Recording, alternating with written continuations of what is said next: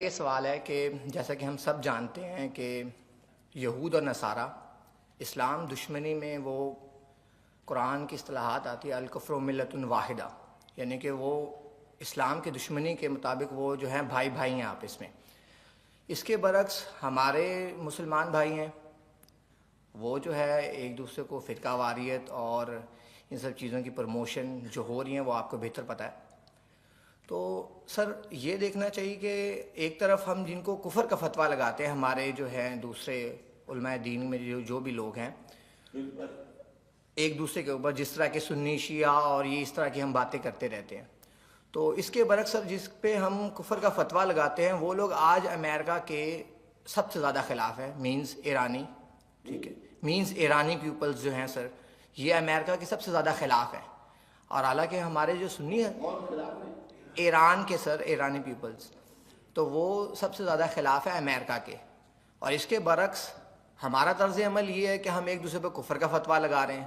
اور ہم جو ہے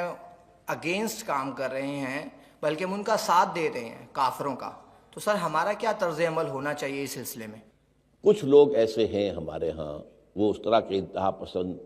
کہ جو ان اختلافات کی وجہ سے کفر کے فتوے بھی لگا دیتے ہیں، لیکن یہ سب کا معاملہ تو نہیں ہے، انتہا پسندی بھی ہے۔ جیسے میں نے ابھی کہا، ہمارے ہاں ایک کلرجی ایک پیشہ بن گیا ہے جو کہ اسلام میں تو ہے ہی نہیں۔ اس وجہ سے کچھ خرابیاں پیدا ہوئی ہیں، ان خرابیوں کا علاج کرنے کی سوچیے، اور اس میں جو بھی آپ رول پلے کر سکے اس کو پازیٹیو رول کو اختیار کیجیے۔ باقی تو یہ ہے کہ اس میں کوئی شک نہیں ہے کہ امریکہ کے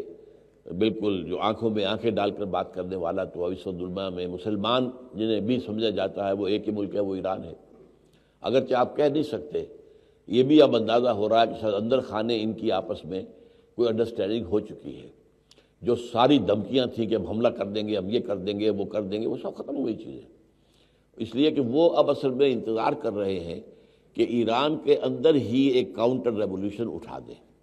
تو وہ اپنی جگہ پر ایک علیحدہ مسئلہ ہے۔ ہمارے مسلمان حکمران اکثر و بیشتر جو ہیں وہ امریکہ کے ہاتھوں بکے ہوئے ہیں، خاص طور پر عرب جتنے بھی ہیں وہ سب امریکہ کے ہاتھ میں بکے۔ ہمارے بھی، ہمارا مشرف بھی تھا اور اب یہ بھی ہے، یہ بھی سب، یہ تو آئے ہی امریکہ کے این او سی، این